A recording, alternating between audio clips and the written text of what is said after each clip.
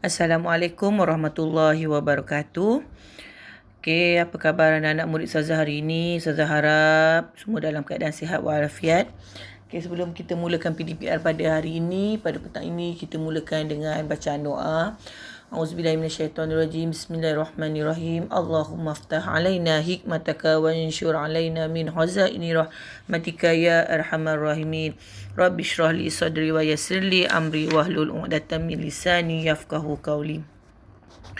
Okey, alhamdulillah kita bertemu lagi. Okey, untuk untuk tajuk seterusnya PDPR kita hari ini ialah pengertian sunat hayat. Okey, Ustazah nak terangkan apa dia pengertian sunat hayat dan juga apa dia perkara-perkara sunat hayat.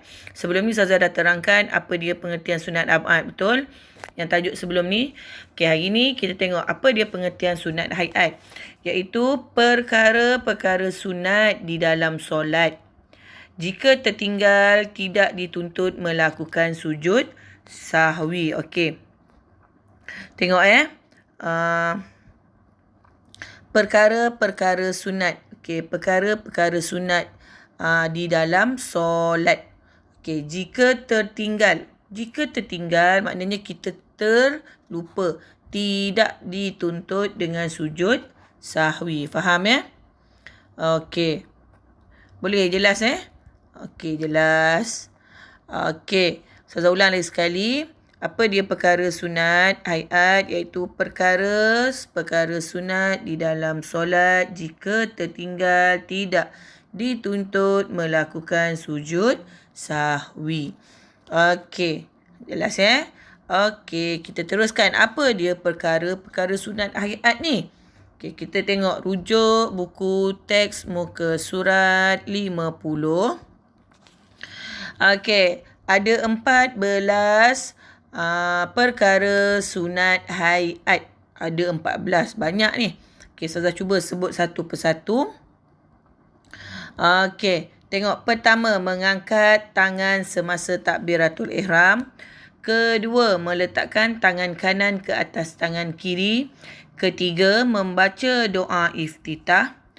Keempat, membaca ta'awuzu.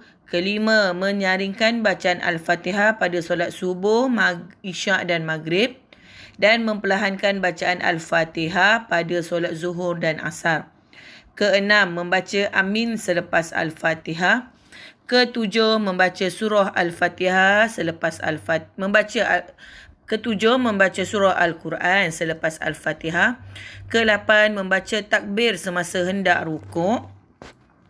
Kesembilan, membaca tasbih semasa rukuk. Kesepuluh, membaca tasbih semasa sujud. Kesebelas, meletakkan kedua-dua tangan di atas peha dengan melepaskan kesemua jari-jari. Ke-12, duduk iftirash. Ke-13, duduk tawaruk. Dan ke-14, salam kedua. Okey, Ustazah nak terangkan satu persatu. Okey, tengok. Mengangkat tangan semasa takbiratul ihram. Okey, apa dia mengangkat tangan semasa takbiratul ihram ni?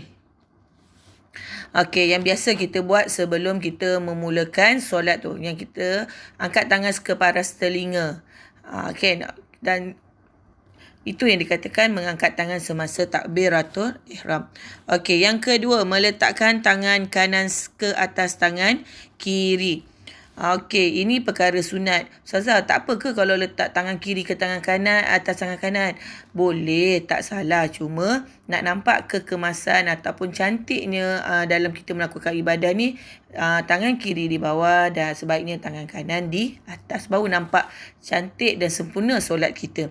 Okey, yang seterusnya, yang ketiga, membaca doa iftitah. Okey, tak baca pun tak mengapa, baca pun tak boleh. Macam masuk Ustazah, kamu dah beranggapan perkara tu sunat, tak payah bacalah. Okey, kita nak nampak dalam sempurnanya solat kita, sebaik-baiknya apa jua perkara sunat tu cuba kita buat, kita amalkan, insya-Allah. Sebabnya apa yang Ustazah nak cakap, perkara sunat ni kita lakukan, kita dapat pahala. Tak nak ke kita melakukan pahala tu percuma sahaja? Kan? Maka kita baca. Okey, doa iftitah seperti mana yang kamu dah hafal, iaitu Allahu Akbar kabira walhamdulillahi katsira wa subhanallahi bukratan wa asila wajjahtu wajhiya lillazi fataras samawati wal arhanifam muslima wa ma ana minal musyrikin inna salati wa nusuki wa mahyaya wa mamati lillahi rabbil alamin la syarika lahu wa bizalika umirtu wa ana minal muslimin. Itu dia bacaan doa iftitah yang sebelum kita baca surah Al-Fatihah tu. Okey. Tengok perkara yang keempat, membaca ta'awuzu. Okey, membaca ta'awuzu. Okey. Membaca ta'awuzu iaitu a'udzubillahi minasyaitonirrajim. Ini dia ta'awuzu, maknanya kita membaca kalimah itu sebelum kita menyambungnya dengan lafaz Bismillah. Nak baca boleh, tak baca pun tak apa. Yang kelima, kita menyaringkan bacaan Al-Fatihah pada solat subuh, isyak dan maghrib. Dan memperlahankan bacaan Al-Fatihah pada solat zuhur dan asar. Ustazah, kalau ini kita baca senyap, dia semua solat boleh? Okey, bukan tak boleh. Boleh, tetapi sebaik-baiknya apabila solat subuh, isyak, maghrib, kita lafazkan Al-Fatihah tu kuat sedikit. Kan? Okey, yang keenam, membaca amin selepas Al-Fatihah. Ni kalau tak sebut pun tak mengapa. Nak sebut pun boleh, tak ada salah apa. Yang ketujuh, membaca Al-Quran, surah Al-Quran selepas Al-Fatihah. Okey, apa-apa surah lah. Suratul Ikhlas ke, Suratul Masad ke, apa-apa surah pun yang kamu nak baca selepas Al-Fatihah dapat sunatnya. Yang ke-8, membaca takbir semasa hendak rukuk. Allahu Akbar. Ada orang kita dengar sebut, ada yang separuh orang dia dah tak sebut. Kan, tak apa, itu tak ada masalah. Nak sebut boleh, tak sebut boleh, tapi sebaik-baiknya biarlah sebut, sebabnya kita menyebut nama apa? Nama kalimah Allah. Okey, tengok yang ke-9. Okey, yang ke-9. Okey, yang ke-9. Okey, membaca tasbih. Membaca tasbih semasa rukuk. Membaca tasbih ni semasa rukuk. Subhana rabbiyal azimi wa bihamdi. Ustazah, tak baca pun boleh kot. Tapi sebaik-baiknya baca. Ya anak-anak, sebab dia sunat. Sunat ni apa kita buat pun pahala akan mengiringi kita. Okey, yang ke-10. Semasa sujud, apa dia lafaz dia? Tasbih dia. Subhana rabbiyal a'la wa bihamdi. Tak apa, kita baca. Bukannya lama pun kita nak solat tu kan. Kalau kita main game, boleh je lama kan. Tapi untuk solat kita berkira tak boleh begitu. Tak apa, kita baca je. Kan. Sebabnya Allah Ta'ala ni dia sebenarnya mudah je nak bagi kita pahala. Cuma manusia ni je yang macam ada nak berkira-kira. Lah perkara tak penting. Tak boleh macam tu. Kita cuba terapkan. InsyaAllah solat kita sempurna. Okey, meletakkan kedua tangan di atas paha dengan melepaskan semua jari pun tak apa. Ini ada juga kadang kita nampak kan. Ada yang buat, tapi tak mengapa sebenarnya, tak batal pun solat. Okey, duduk iftirash kalau kita terlupa ataupun kita ada masalah kaki kan. Macam dengan duduk tawarruk, macam kita ada luka ke ataupun sakit ke kaki, kita tak boleh nak duduk dengan betul. Duduk iftirash dengan tawarruk ni tak mengapa. Kita tak batal pun solat tu, maka dibolehkan, tak apa. Sebab duduk iftirash dengan tawarruk ni sunat. Tapi kalau kaki kita dah baik, kalau kita tak ada masalah apa, kita buatlah sebaik yang boleh untuk kita melakukan ibadah solat kita dengan sempurna. Dan yang ke-14, memberi salam kedua. Tak mengapa kalau kita tak beri salam kedua, sebenarnya sah solat kita. Tapi sebaik-baiknya yang saya cakap lah, kita nak nampak kesempurnaan dalam kita punya ibadah, kita cuba buat, kita amalkan. InsyaAllah nampak cantik je solat kita. Ya anak-anak, solat kita nampak cantik, kemas kan, teratur, betul tak? Sebabnya bukannya lama pun kita nak solat ni, tak ada mengambil masa sampai 3-4 jam, tak ada pun kan.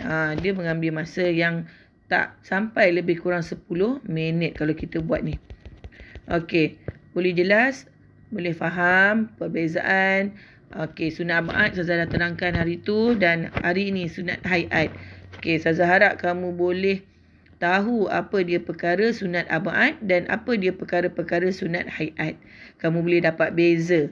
Okey, apa beza perkara sunat abad dan apa juga perkara sunat hayat? Okey, yang penting kamu boleh faham sebab kita melakukan ibadah solat ini bukan untuk hari ini, bukan untuk solat zuhur kejap lagi. Untuk seumur hidup kita, selagi hayat kita, nyawa kita, kita tidak boleh meninggalkan solat. Ini yang Ustazah selalu pesan dekat anak-anak murid Ustazah kan.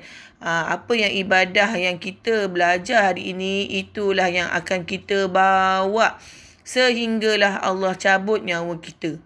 Faham kan? Faham kan? Okey, maka kita kena tahu apa dia perkara sunat abad, apa dia perkara sunat hayat. Okey. Saya harap kamu dah boleh faham, kamu dah boleh bezakan apa dia dua perkara tersebut.